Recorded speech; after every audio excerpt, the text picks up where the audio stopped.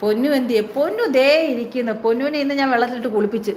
പൊന്നു അതിന് ശേഷം എന്നോട് മിണ്ടുന്നില്ല.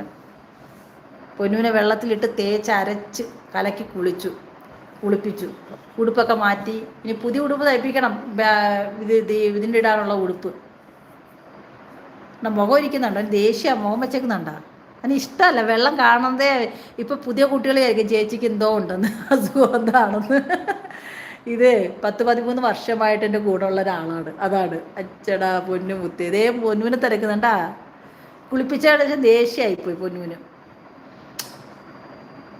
അവൻ എൻ്റെ അടുത്ത് പറഞ്ഞിരിക്കുക, അമ്മ ഇനി എപ്പോഴും എന്നെ ഉമ്മയൊന്നും വെക്കരുത്.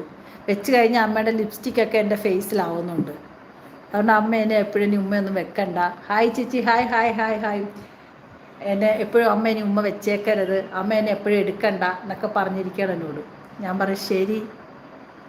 ഉണ്ണി പറഞ്ഞാൽ അങ്ങനെ കേൾക്കാമല്ലോ. ഇല്ല, എനിക്ക് മനസ്സിലായി ഞാൻ ഈ ടൈപ്പ് ആണ്. Okay, thank you.